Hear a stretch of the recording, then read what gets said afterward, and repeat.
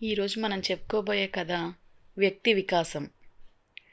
త్రిధాముడనే ముని తన శిష్యుడు సౌశల్యుడితో లోక సంచారం చేస్తూ రంగాపురం గ్రామం చేరుకున్నాడు.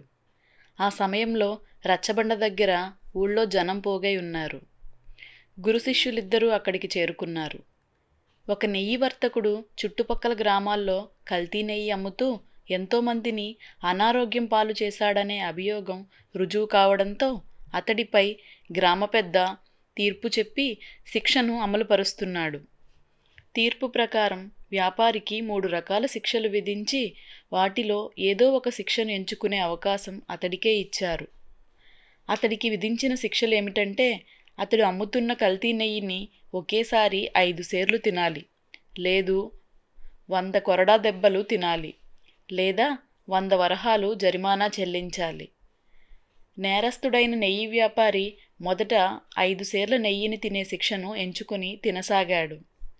అతి కష్టం మీద 1 సేరు నెయ్యి లాగించిన వ్యాపారి ఇక తన వల్ల కాదని రెండో శిక్షగా 100 కొరడా దెబ్బలు తినడానికి ఒప్పుకున్నాడు. అయితే 10 కొరడా దెబ్బలు తినగానే ప్రాణం పోయినంత పని అయింది. గత్యంతరం లేక మూడో శిక్షగా ఆ వ్యాపారి జేబులోంచి 100 వరహాలు తీసి జరిమానా చెల్లించి ఇంటిదారి పట్టాడు. సౌశల్యుడు గురువుతో ఏ శిక్ష విధించాలో నేరస్తుడినే కోరుకోమని చెప్పిన గ్రామ పెద్ద తీర్పు చాలా వింతగా ఉంది అన్నాడు. త్రిధాముడు నవ్వి, శిక్ష అనేది నేరస్తుడిలో ముందు పశ్చాత్తాపం కలిగించి తరువాత ఆ నేరాన్ని ప్రోత్సహించిన చెడు గుణాన్ని సమూలంగా తుడిచివేయగలగాలి. బుద్ధిమంతుడైన గ్రామ పెద్ద ఆ పని సక్రమంగా చేశాడని నా అభిప్రాయం అన్నాడు. సౌశల్యుడు ఈ విషయమై తమ ప్రయాణంలో త్రిధాముడిని అనేక సందేహాలతో ప్రశ్నిస్తూ వచ్చాడు. ఎందుకింత ద్రోహ చింతన, ఎందుకంత స్వార్థం? ఆ వ్యాపారి కల్తీ చేయడానికి బదులు వ్యాపారంలో తన కష్టానికి తగిన లాభం కలుపుకుని గిట్టుబాటు ధర చెప్పి వస్తువులు అమ్ముకోవచ్చు కదా అన్నాడు. త్రిధాముడు నవ్వి, సుఖానికి అలవాటు పడుతున్న మనిషి కష్టపడకుండా సుఖపడే మార్గాలను అన్వేషిస్తున్నాడు. రాత్రికి రాత్రే కోటికి పడగలెత్తాలని అడ్డదారులు వెతుకుతున్నాడు అన్నాడు. దీనికి కారణం ఏమిటి? ఈ పరిణామానికి బాధ్యులెవరు? సౌశల్యుడు కుతూహలంగా అడిగాడు.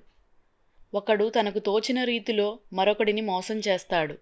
దాన్ని గుర్తించిన వాడు వాడిని నిలదీయడం పోయి మరొకడిని మోసం చేస్తున్నాడు. మోసం అనేది చాలీ చాలని దుప్పటి. ముఖం కప్పుకుంటే కాళ్ళు, కాళ్ళు కప్పుకుంటే ముఖం కనపడతాయి. ఇలా మోసం అనేది బహిరంగ రహస్యమైపోయి మోసం చేయడం సర్వసాధారణమైపోయింది అన్నాడు త్రిధాముడు. ఈ రుగ్మత బారి నుండి మనిషిని కాపాడే మార్గమే లేదా అని శిష్యుడాడిన మాటకు త్రిధాముడు, ఉంది, సందర్భం వచ్చినప్పుడు విపులంగా చెబుతాను అన్నాడు.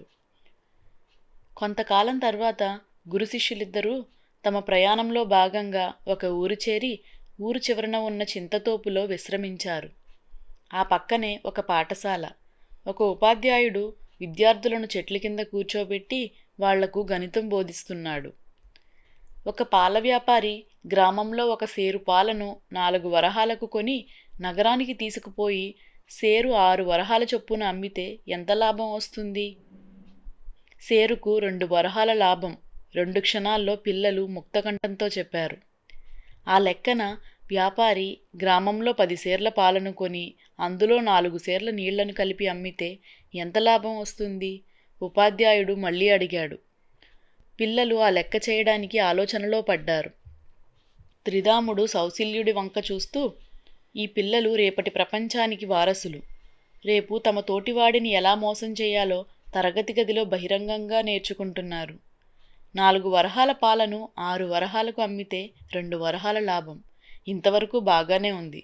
కానీ అందులో నీళ్లు కలిపి అమ్మితే ఎంత లాభం వస్తుందనే ప్రశ్నతో పిల్లవాడి మనసు మరింత వేగంగా ఆలోచించి పదును దేరుతుందేమో గాని పాలల్లో నీళ్లు కలిపి అమ్మొచ్చు అనే తప్పుడు ఆలోచనను వాడిలో చొప్పిస్తున్నాం. పసితనంలో గ్రహణశక్తి ఎక్కువగా ఉండే పిల్లలు ఏదైనా వెంటనే నేర్చేసుకుంటారు. పెద్దల నుంచి పిల్లలు అవసరానికి అబద్ధాలాడడం నేర్చుకుంటారు. ఇంటా బయట చివరికి బడిలో కూడా మోసమే నేర్చుకుంటున్నారు. రేపటి తరానికి ఆరోగ్యంతో కూడిన బీజాలను అందించడం లేదు. దీన్ని మార్చాలంటే మనిషి ఆలోచనా విధానంలో మార్పు రావాలి. ముందు మన విద్యా విధానంలో సమూల మార్పు జరగాలి అన్నాడు. మనం రాజ్యాన్నేలే రాజుగారిని కలిసి పిల్లల మనసుల్లో కలుషిత ఆలోచనలను రేకెత్తించే ఇలాంటి పాఠ్యాంశాలను గుర్తించి తొలగించవలసినదిగా మనవి చేద్దాం అన్నాడు సౌశీల్యుడు ఆవేశంగా.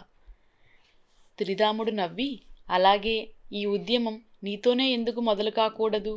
రేపే రాజధాని మలయావతి నగరం బయలుదేరదాం అన్నాడు. ఇదండి వ్యక్తి వికాసం కథ. ఈ కథ మీకు నచ్చిందా? నచ్చితే మీ ఫ్రెండ్స్, రిలేటివ్స్తో షేర్ చేయండి. మరిన్ని మంచి కథల కోసం మన ఛానల్ను సబ్స్క్రైబ్ చేసుకోండి. Thank you.